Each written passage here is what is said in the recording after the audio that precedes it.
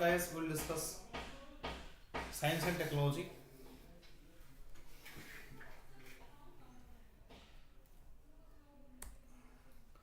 Okay. First question is the fundamental inefficiencies embedded in our military structures and processes are now being addressed through slew of defense reforms in the country. So especially the question is what are the recommendations, what are the fundamental inefficiencies in the defense ministry and how they are addressed, how those inefficiencies are addressed is the question.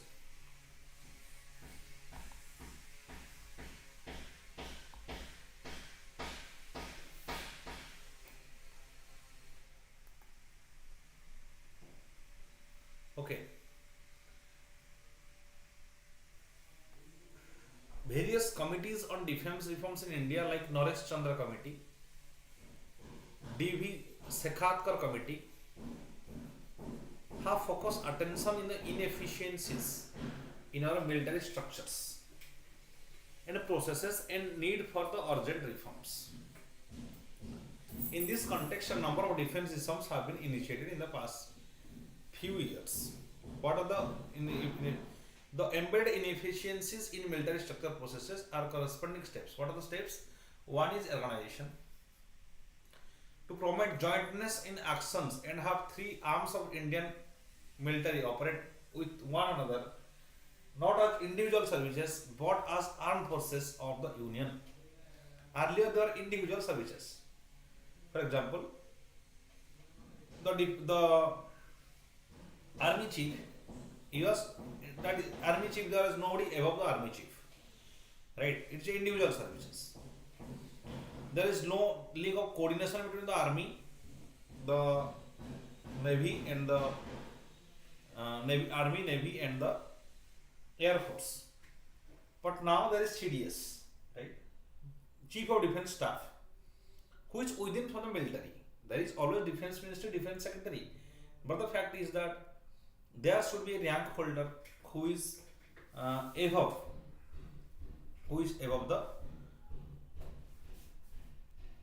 the three heads of the army and navy and air force. Okay.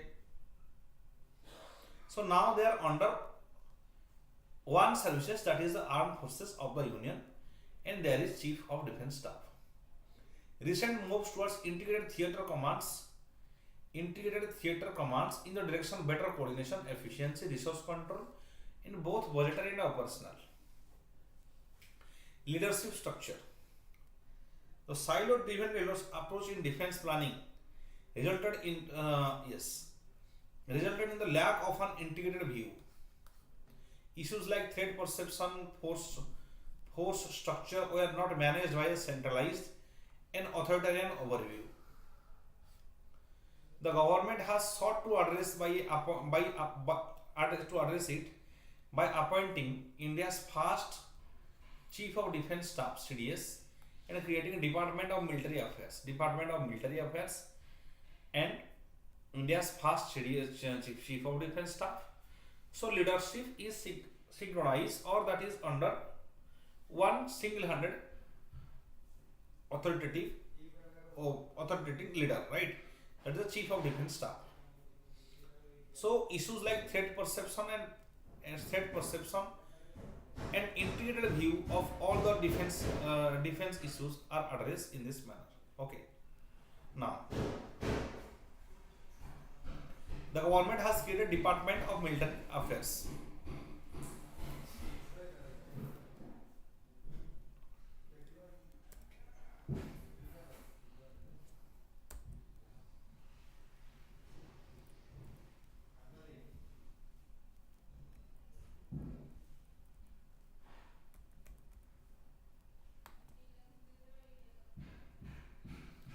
Indigenization. Next is maybe indigenization. That is construction of defense equipments in by construction of defense equipments by the that is Atmanirbharshil Bharat, right? That means the research and development, the manufacturing sector, developing the manufacturing on defense sector. It is heavily dependent on earlier. India is heavily dependent on Russia, USA, Israel, and other European countries like France for defense equipment requirements. So gradually we are moving towards a defense indigenization for various defense parts. The government has pushed for greater indigenization of defense sector manufacturing and our research and development. For instance, by issuing an import embargo in a list of 101 defense item in 2022. Right. So government is also ready to export the defense equipments that it has started. Next is private sector participation. It is a very important move, right? Private sector participation increase the efficiency of defense forces. The government has tried to attract private investment in defense sector, which hitherto was negligible. This move could prove decisive in terms of building India's profile as defense exporter rather than an importer thus far. Okay. So now India is becoming a defense exporter.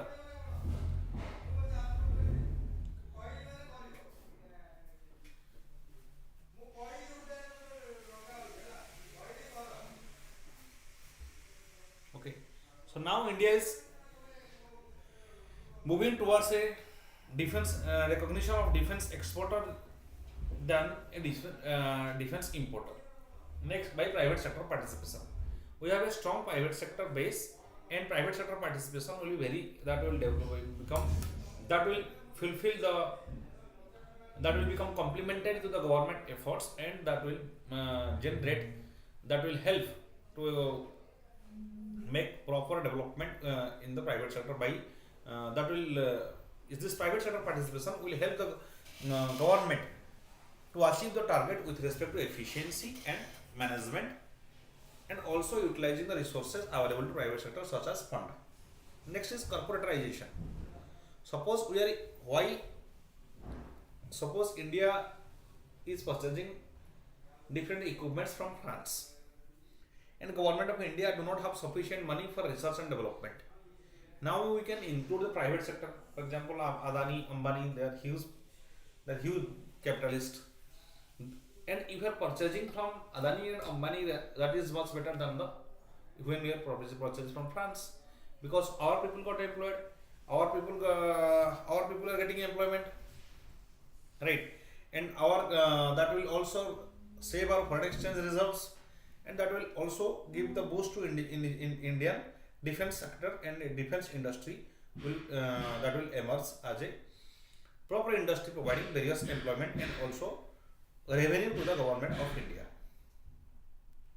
Okay. Corporatization. Although the move of reform, the functioning of 41 ordnance factories across the country has been deliberately opened previously. Reform the functioning of the 41 ordnance factories. The government overcome the inertia by undertaking initiatives like corporatization of ordnance factory board. So, including corporatization, right? 41 urban ordnance factories across the country, right? Now they are corporatized. Private sector participation has increased, and that is private sector participation in the ordnance factories board. Defense research and development. Other reforms include energizing defense research and development, speedier advancement of borders infrastructure. Border infrastructure, we are developing our border infrastructure with cooperation with Israel. Opening of gates of Indian armed forces for women more substantially, etc. In this context, there is a need to bridge the civil-military divide, which is also argued to be reason behind suboptimal defense outcomes.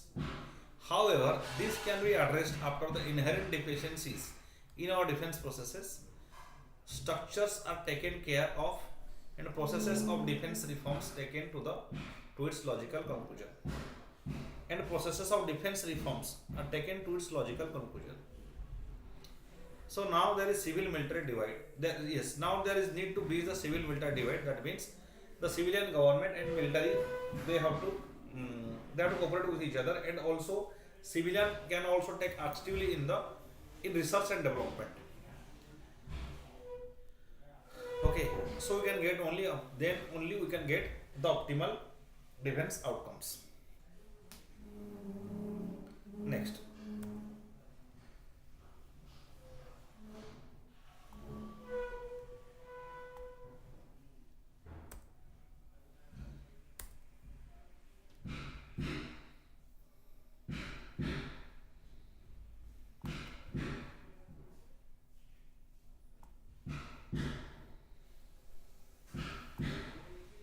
in the light of the recent establishment of WHO Center for Traditional Medicine in India, discuss the advantages and challenges of mainstream traditional medicine in the country.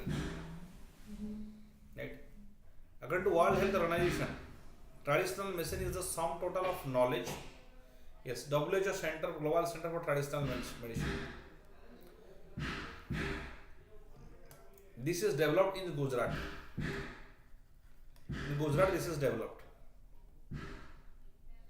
A sum total of knowledge, skill, and practices based on theories, beliefs, experiences, indigenous different culture, whether explicable or not, used in maintenance of health as well as in the prevention, diagnosis, improvement, treatment of physical and mental illness. How can we use our traditional resources, our indigenous knowledge with respect to healthcare? Now this is the question. For that, WHO Global Health Traditional Medicine has established in Gujarat, in India. Okay. Recently, the foundation stone of world's first and only global center for traditional medicine was laid in India. In this context, yes, mainstreamly traditional medicine. We have to mainstream the traditional medicine. Our traditional medicine, indigenous traditional medicine and indigenous medicine, these are highly efficient, right? Some of the medicines are highly efficient, especially in the treatment diagnosis and especially physical and mental illness. Our traditional medicines are highly efficient, but the fact is that they are not institutionalized. They are not supported by the government. There is no proper institution to promote the traditional medicines. Okay, less capital incentive, relatively low level of technological input is required for traditional medicine. Low level of technological input is required for traditional medicine. As a result, it is affordable to poor people and has potential to contribute to a better healthcare system in many developing countries, including India. So, it is less capital incentive. We don't need a huge amount of investment for traditional medicines. Okay. For traditional medicine, low level of technological input is required. So it is affordable to poor people. It has a potential to contribute better healthcare system. Because now with the modern medicines we witness antimicrobial resistance, AMR. Now in case of traditional medicines, that is not required, right? Next. AMR will not develop by traditional medicines. They are Ayurvedic, they are biodegradable, they are not chemicals. So that will help that will contribute better healthcare or system that do not contribute to antimicrobial resistance. And another thing is that they are less capital incentive and they are affordable.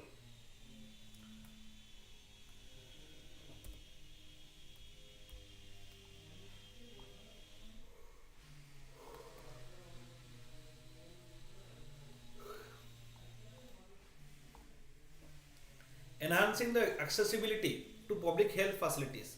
According to government estimates in 2022, there are over 7,70,000 Ayush doctors in India.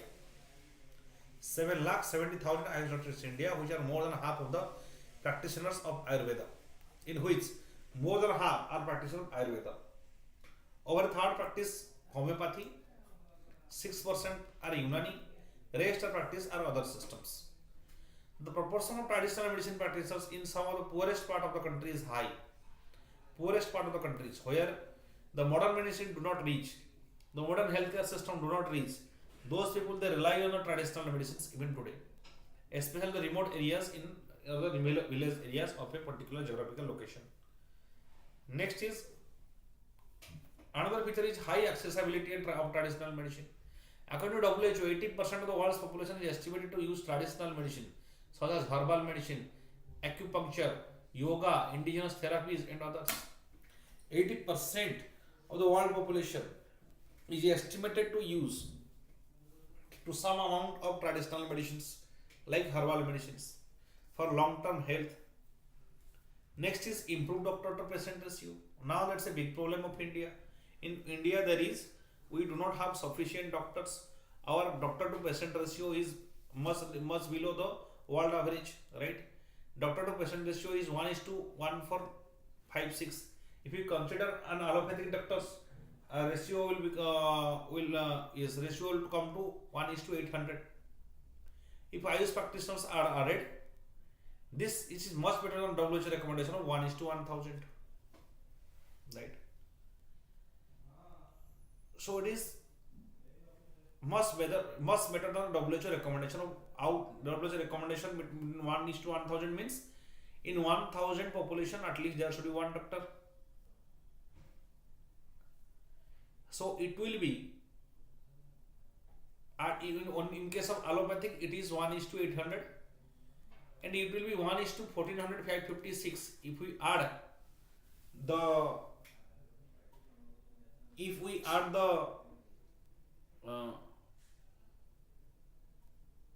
yes, this will be, yes. So 1:1456 it is only in case of allopathic doctors, and it will come down to 1:800. That is much better than the WHO mandated 1:1000 if we add the IAS practitioners. Now, effective in managing the chronic diseases. Scientific studies that several traditional medicines therapies show that their use is effective in many chronic diseases like musculoskeletal disorder, multiple sclerosis. In all these cases, Ayurveda and IAS treatment is highly efficient. Despite advantages, some of the challenges in mainstreaming traditional medicine, such as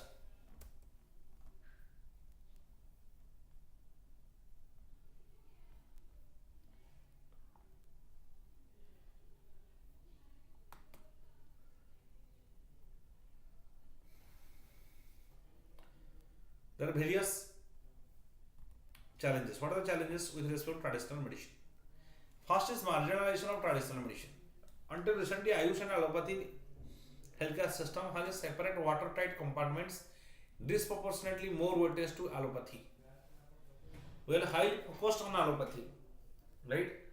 In our previous times, we have highly focused on allopathy, and the allopathy is promoted. Nobody was promoting the infrastructure of homeopathy and traditional doctors like Ayurveda was not getting promoted.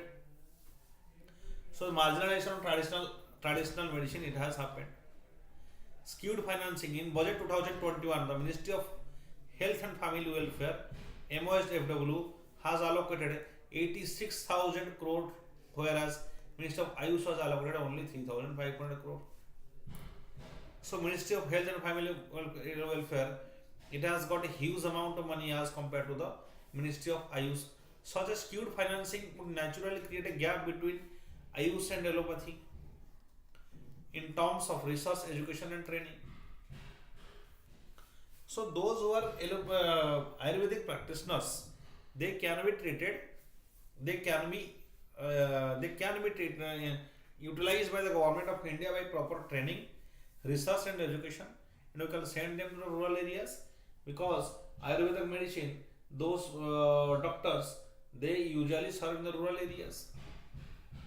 Low acceptance of IAS. As per study, only 6.9% of patients seeking outpatient care opted for IAS. Further, the case of hospitalized care proportion was less than 1%. Hospitalized care, that means if you want to stay in a particular hospital and you get treated for an accident case, it was less than 1%. Health being a state subject in the 7th schedule adds extra layer of complexity to any national level initiative. As it is the 7th schedule of the Constitution, health, it has an extra layer of complexity to any national level initiative. right? They need state government consent, and there is some legislative lacuna also that occurs. So structural problems is also there. To overcome the challenges, it is necessary to bridge the financial gap so that equal emphasis is given to both IUS and allopathy systems. Public-private partnership could also be utilized to ensure adequate funding to both the systems. Also, there is a requirement of standardization of the traditional medicine. Yes, standardization of traditional medicine, taking the concrete steps to integrate the national health system. Right. So you have to standardize the traditional medicines. You have to start developing the. We have to start promoting the traditional medicines. Right. Okay.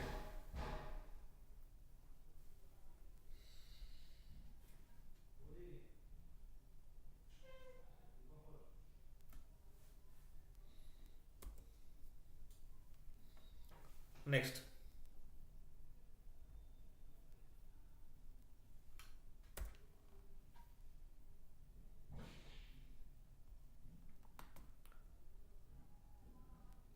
Nano urea liquid has the potential to transfer farming in India and across the world by improving productivity while reducing environmental pollution and input cost. Nano urea liquid is a nanotechnology based fertilizer. It is a nanotechnology based fertilizer. Increase the growth of crops. That will nanotechnology based fertilizers, nano urea. That will increase the growth of crops by restoring nitrogen to plants. And as an alternative to conventional urea, it is indigenously developed and patented by Indian Farmer Fertilizer Cooperative Limited, a cooperative society.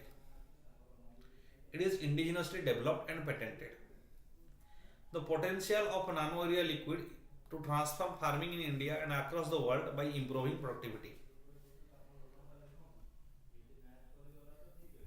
while reducing environmental pollution and reduced input cost can be discerned from the following advantages: reducing environmental pollution and reduced input cost. So by nano urea, various benefits will be there. First thing is that environmental pollution will be reduced. Input cost, that means the initial expenditure in farming will be reduced as well. That will increase the growth of the plants by restoring the nitrogen to the plants.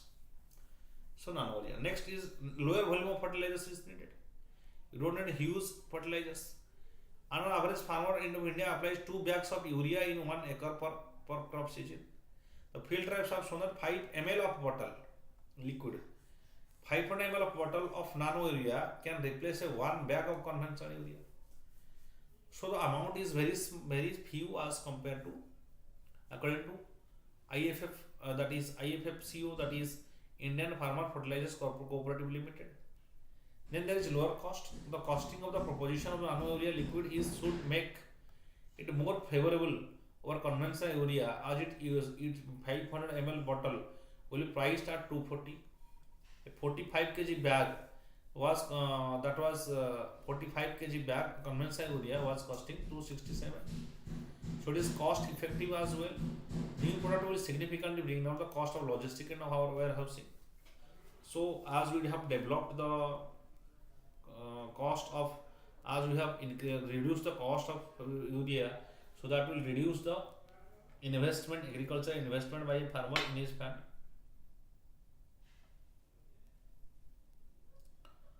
Okay.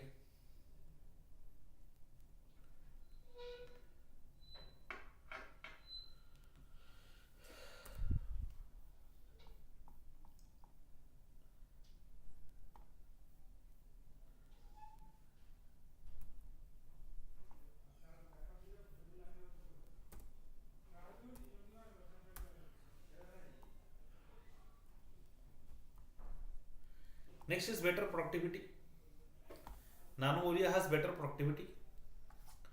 Liquid has increased crop yield as compared to the traditional urea and conventional urea. Proven increase to crop yield by average 8%. 8% crop yield will increase, along with improving the quality of farm produce by providing better nutrition to the crops. These results were deduced from the trials that are conducted over 11,000 farmer fields, more than 94 crops across India. Sustainable solution. In conventional urea, just 30 to 50% of nitrogen of urea is utilized by the plants in farm, while rest goes to the waste due to quick chemical transformation because of bleaching and contaminate the soil and water that lead to eutrophication and algal bloom.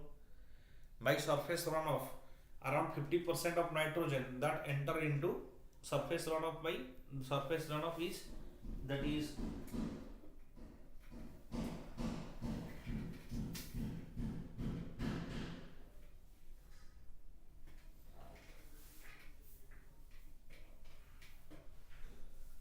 by surface runoff,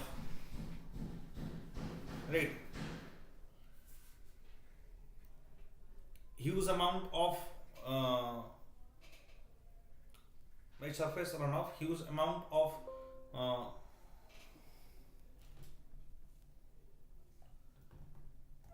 nitrogen enter into the water bodies, and that create water pollution and or marine pollution.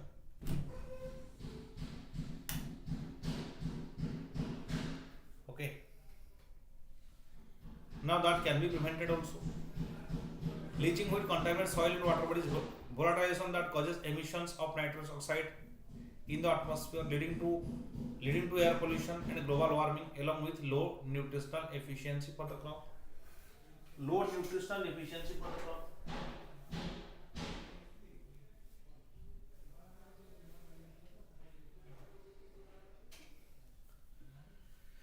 The effectiveness of nano urea is over 80%. Our effective nano urea liquid is over 80%. So here it is 50% in case of traditional urea. Now in case of nano urea it is 80%. Targeted delivery, the size of nano urea liquid is 30 nanometer compared to the conventional granular urea, which is about 10,000 times more surface area to volume size. It is very Nano urea size is very slow, so it is targeted delivery due to the ultra small size and surface properties.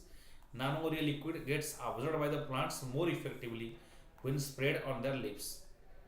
Upon penetration, these nanoparticles reach the plants when nitrogen is required, release nutrients in controlled manner, thereby reducing uses and wastage. So in case of nano urea, wastage is much less as compared to the traditional ureas. In case of nano urea, wastage is much less.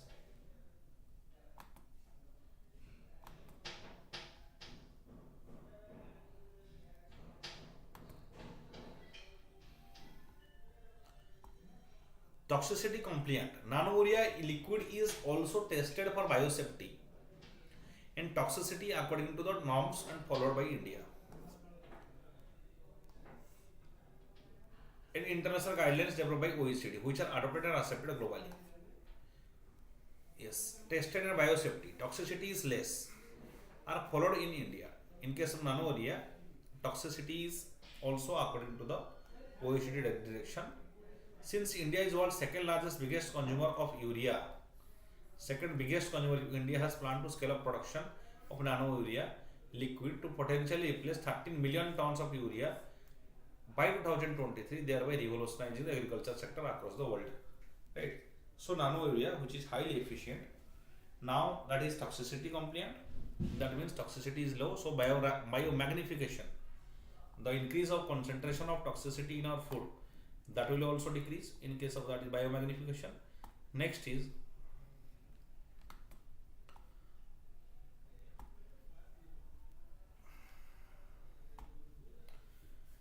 then better productivity.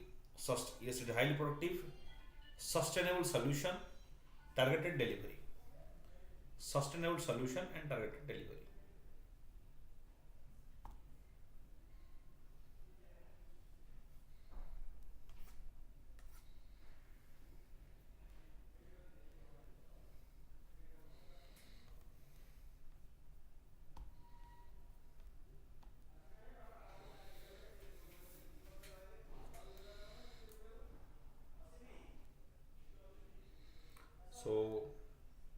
lectures end today, and like this video and share and subscribe to VANIKIAS. Thank you.